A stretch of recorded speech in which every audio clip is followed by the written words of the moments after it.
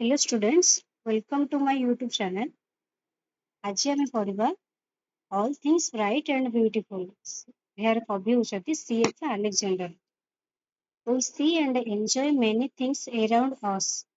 ଆମେ ଆମ ଚତୁଃପାର୍ଶ୍ୱରେ ଥିବା ବିଭିନ୍ନ ଜିନିଷକୁ ଦେଖୁ ଏବଂ ତାହା ଉପଭୋଗ କରୁ. Such as ଯେପରି beautiful sunrises and sunsets, trees and flowers, rivers and mountains, birds and animals. ସୁନ୍ଦର ସୂର୍ଯ୍ୟ ଉଦୟ ଏବଂ ସୂର୍ଯ୍ୟ ଅସ୍ତ, ଗଛ ଗୁଡ଼ିକ ଏବଂ ଫୁଲ ଗୁଡ଼ିକ, ନଈ ଗୁଡ଼ିକ ଏବଂ ପର୍ବତ ଗୁଡ଼ିକ, ପକ୍ଷୀ ଏବଂ ପଶୁ ଗୁଡ଼ିକ. We smell the fragrance of flowers. ଫୁଲ ଗୁଡ଼ିକର ସୌନ୍ଦର୍ଯ୍ୟ ବାସ୍ନାକୁ ଆମେ ଶୁଙ୍ଘିପାରୁ. And feel the change of seasons. ଋତୁମାନଙ୍କର ପରିବର୍ତ୍ତନ ମଧ୍ୟ ଆମେ ଅନୁଭବ କରିପାରୁ.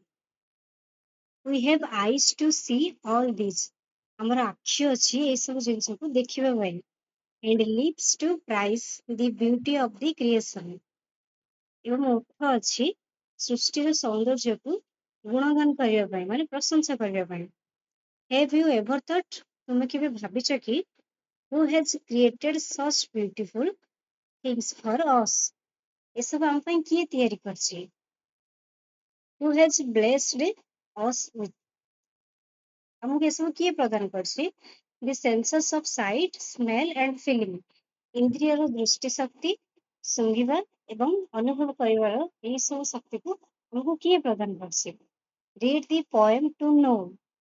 ଏହି କବିତାକୁ ପଢ ଏବଂ ଜାଣ. The poet thinks about these things. କବି ଏହି କବିତା ବିଷୟରେ କଣ ସବୁ ବର୍ଣ୍ଣନା କରୁଛନ୍ତି, କଣ ସେ ଭାବୁଛନ୍ତି ସେ ବିଷୟରେ ପଢିବା ଆମେ. ତା ପୂର୍ବରୁ କବିଙ୍କ ପରିଚୟ ଜାଣିନେବା. Cecil Frances Alexander was born in Dublin, Ireland. Cecil Frances Alexander କେଉଁଠାରେ ଜନ୍ମଗ୍ରହଣ କରିଥିଲେ? ଡବ୍ଲିନରେ, ଇରେଲାଣ୍ଡର ଡବ୍ଲିନରେ 1818 ମସିହାରେ. She is a famous Hymn writer and poet. Hymn writer ମାନେ ଧର୍ମଗ୍ରନ୍ଥ, ସେ ଧର୍ମଗ୍ରନ୍ଥ ଲେଖୁଥିଲେ ଏବଂ କବି ଥିଲେ ସେ.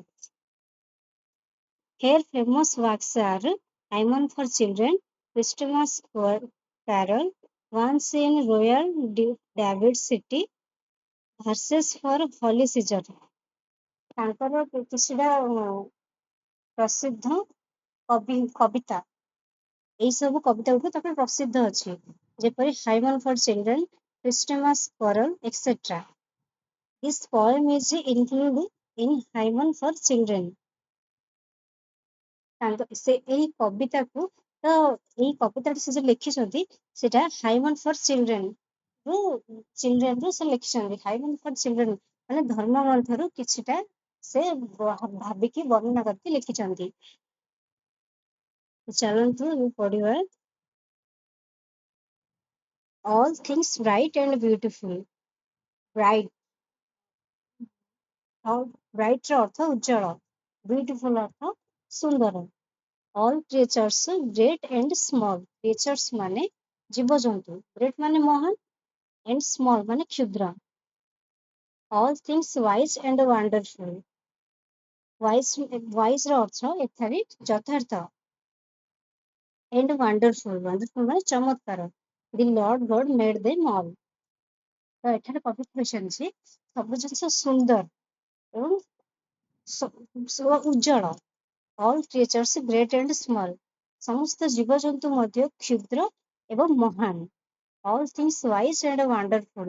ସବୁ ଜିନିଷ ଯଥାର୍ଥ ଚମତ୍କାରୀ ମଧ୍ୟ. The Lord God made them all. ଏହି ସବୁ କିଏ ତିଆରି କରିଛନ୍ତି? ଭଗବାନ ତିଆରି କରିଛନ୍ତି. ଆମ ପୃଥିବୀକୁ ସୁନ୍ଦର ଏବଂ ସୌନ୍ଦର୍ଯ୍ୟ କରିଛନ୍ତି. ଏସବୁ ଜିନିଷ ସବୁ ସେ ହିଁ ତିଆରି କରିଛନ୍ତି. ଜୀବଜନ୍ତୁ ଚମତ୍କାରୀ ଜିନିଷ ସବୁ ସେ ହିଁ ତିଆରି କରିଛନ୍ତି. Each little flower that opens, each little bird that sings, he made their glowing colors, he made their teeny wings. ଏଠାରେ open ଅର୍ଥ ପ୍ରସ୍ଫୁଟିତ ହେବା. ମୁଁ କେତେଟା କଠିନ ଶବ୍ଦର ଅର୍ଥ କହିଦେଉଛି, ସବୁ ନୋଟ କରିଦେବେ. ଏଠାରେ sings ର ଅର୍ଥ ଗୀତ ଗାଇବାକୁ sings କୁହାଯାଏ, କଳବର ଶବ୍ଦ. He made their glowing colors. Glowing colors ମାନେ ଉଜ୍ଜଳ ବର୍ଣ୍ଣ ରଙ୍ଗ। ଦେର୍ ଟିନି ୱିଙ୍ଗସ୍ ମାନେ କ୍ଷୁଦ୍ର ଡେଣା, ୱିଙ୍ଗସ୍ ମାନେ ଡେଣା। ତ ଏଠାରେ କବି କହିଛନ୍ତି ଯେ ଇଚ୍ ଲିଟିଲ୍ ଫ୍ଲାୱାର ଦ୍ୟାଟ୍ ଓପେନ୍ସ, ମାନେ ଛୋଟ ଛୋଟ ପ୍ରତ୍ୟେକଟି ଛୋଟ ଫୁଲରୁ ପ୍ରସ୍ଫୁଟିତ ହେବା ଏବଂ ପ୍ରତ୍ୟେକଟି ଛୋଟ ପକ୍ଷୀର ସେଇ କଳରବ ଶବ୍ଦ ସେ ହିଁ ତିଆରି କରିଛନ୍ତି।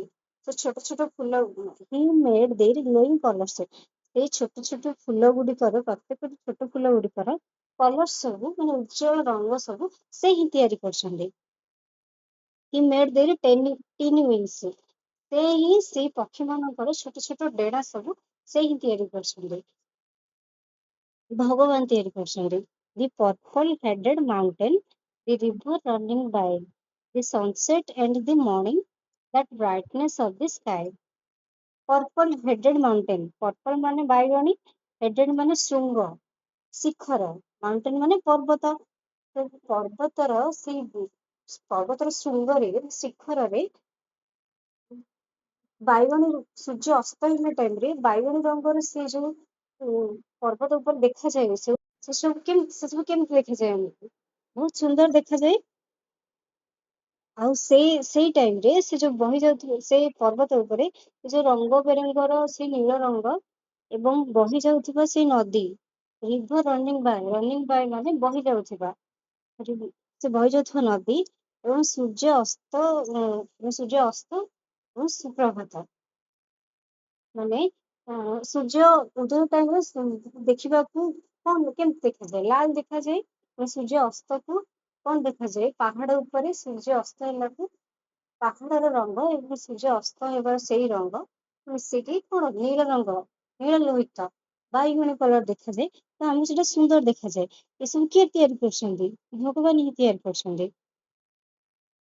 The cold wind in the winter, the pleasant summer sun, the ripe fruits in the garden, he made them everyone. The cold wind ମାନେ ଥଣ୍ଡା ପବନ, ଶୀତ ଋତୁ, ୱିଣ୍ଟର ମାନେ ଶୀତ ଋତୁ, ଶୀତ ଋତୁରେ ସେଇ ଥଣ୍ଡା ପବନ, ପ୍ଲିଜେଣ୍ଟ ସମର ସନ୍, ଏଠାରେ ପ୍ଲିଜେଣ୍ଟ ର ଅର୍ଥ ସୁଖଦ। ଲୋକମାନେ ଶୀତ ଋତୁ ପ୍ରତି ଗ୍ରୀଷ୍ମ ଋତୁର ସେଇ ସୁଖ ସେଇ ପବନକୁ ସେମାନେ ପସନ୍ଦ କରନ୍ତି। He ripe fruits in the garden. Right ମାନେ ଏଠାରେ ପାଚିଲା, ରାଇଟ୍ ମାନେ ପାଚିଲା, ସେଇ ବଗିଚାର ପାଚିଲା ଫଳ ଗୁଡିକ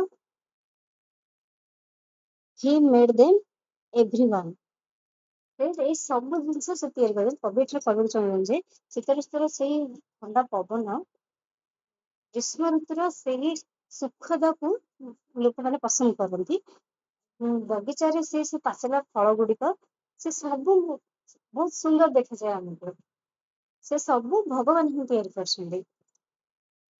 The tall trees in the greenwood, the meadows where we play, the rushes by the water, we gather every day. Tall trees ମାନେ ଉଚ୍ଚା ଗଛ, ଡେଙ୍ଗା ଗଛ। the greenwood ମାନେ ଏଠାରେ ସବୁଜ ଅରଣ୍ୟ।